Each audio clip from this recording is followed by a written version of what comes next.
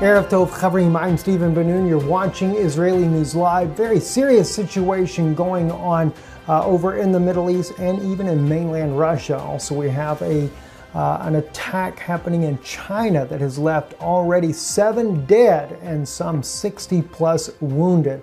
Bomb attack that happened at a kindergarten inside of China. We'll be going into these and other stories here in just a moment here. Let's first turn our attention to Russia. Sputnik News reporting about Russia beginning in mid-June here. At any time now, this is actually beginning to start here. The Topolo M series nuclear capability missile drill inside of Russia. We're talking about 90 plus nuclear capable missiles inside of Russia being deployed to different locations as part of a drill, making sure that Russia is able to quickly and rapidly deploy these missile systems and to do it undetected here. I want to share with you a little bit of the video footage here, some of the air surveillance that was being shown here on Sputnik News today as they were showing this missile system here on the move inside the country there. No doubt concerning for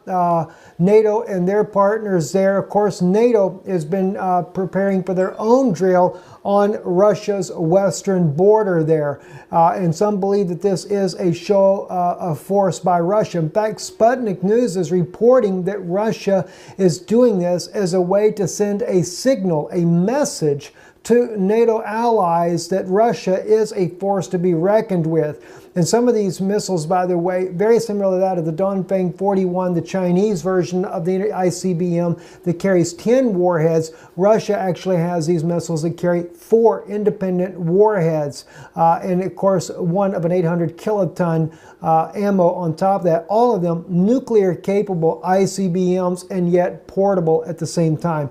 Very serious situation going on there inside of Russia. Moving on over, Russia now has accused the U.S. of bringing artillery that will be used to strike the Syrian military.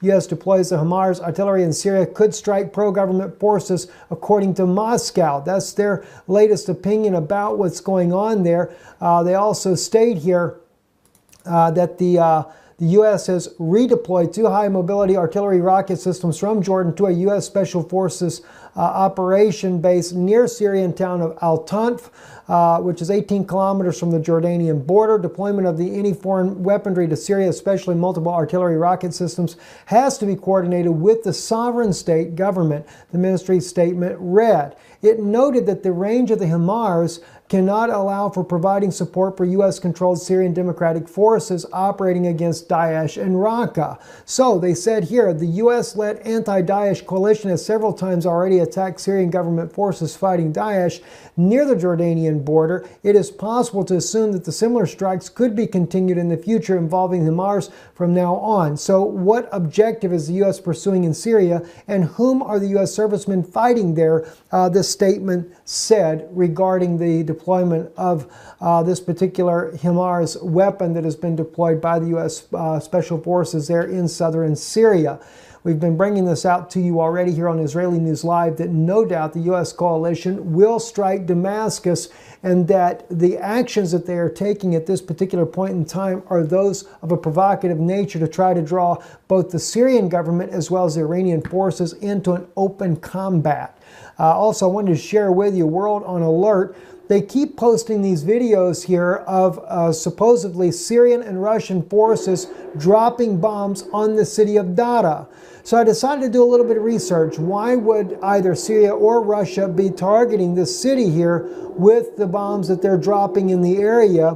Because you could not help but wonder, if Russia or Syria, either one, is targeting this area, there's got to be a decent reason for that. Well, there was a lot of news out there about that, including U.S. media news as well, about the ISIS sweeping through several of the towns, and Dara being the main one that has collapsed under or the massive rebel collapse in Dara came as ISIS swept through this region. So for those out there that are trying to make it look like Syria and Russia are the bad guys for dropping bombs on Dara, you might want to think again. This here was back in February the 20th that ISIS swept through and caused this little town to collapse. And of course, the rebel forces collapsed. That's the U.S.-backed forces collapsed there in Dara. But then again, there's some that would argue that the ISIS is being operated by the U.S. as well. Moving on into the other news there, 7 killed, 59 wounded as blast hits kindergarten in China. This happened as parents were picking up their children from school today around 4 p.m. By the way, the injury rate has risen. As I stated already, over 60 have already been injured, accounted as injured in the blast at 4:50 p.m.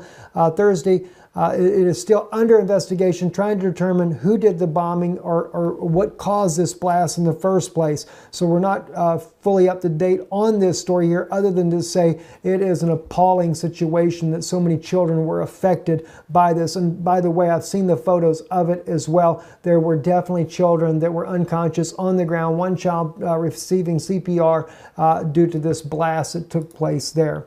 Moving on to Qatar, or Qatar as some call it, the blockade, Petro-Yuan, coming war on Iran. This is an op-ed written by Dan Glazebrook, who's a freelance political reporter, writing about this very tense situation going on with Qatar inside or out there in the Middle East there. And, you know, President Trump, by the way, calling this one of the leading sponsors of terrorism, and at the same time working out a deal to buy 15 F-15 fighter jets worth about $12 billion. So I suppose so long as it helps the American economy, it's all right to continue to support those that you know are sponsors of terrorism. But the real thing about this to begin with, and why the United States is even beginning to do military drills with Qatar, which still seems a bit odd, seeing their close ally Saudi Arabia has defined them as extremist, and yet Qatar and Saudi Arabia have worked very close together, sponsoring terrorism throughout the Middle East. So it's kind of like pot calling kettle black. But regardless of the situation, the thing that bothers Saudi Arabia is Qatar's close ties with Iran. And that's what this story is all about here, that he writes about here. Anyway, U.S. President Donald Trump, he writes, speech to the Assembly Gulf leaders in Saudi Arabia on May 21st is worth reading in full. It is deeply disturbing, having praised himself for his $110 billion arms deal with the Saudis. He goes on to talk about the threat posed by terrorism and what a wonderful job the U.S. and Gulf allies, Gulfies, that is, the leading state sponsors of the region's supremacist death squads and its assemblies of proxies are doing in combating it. He then goes on to claim that at the root of the region's terrorism lurks, guess who? The power leading the regional pushback against Islamic State and Al-Qaeda, Iran. Starving terrorists and their territory, their funding, and their false allure of their craven ideology will be the basis of defeating them, he states. But no discussion of stamping out this threat would be complete without mentioning the government that gives terrorists all three: safe harbor financing, backing, and social standing needed for the recruitment. Well, that is pretty much how Joe Biden, in his own attempt to whitewash U.S. involvement, described Trump Saudi's host 3 years earlier. But Trump is not talking about ISIS Saudi backers. He is talking about Iran, the same Iran responsible with its Syria and Russian allies for the fact that the ISIS flag is not today flying over Damascus. It gets worse. Looking on the following passage just after he calls on all nations conscience to work together and to isolate Iran. If we do not confront this deadly terror, we know what the future will bring: more suffering and despair. But if we act, if we leave this magnificent room unified and determined to do what it takes to destroy the terror that threatens the world, then there is a limit to the great future our citizens will have, he said.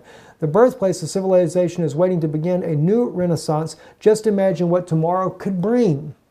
Glorious wonders of science, art, medicine, commerce, and inspiring humankind. Great cities built on the ruins of the shattered towns. New jobs and industries that will lift up millions of people.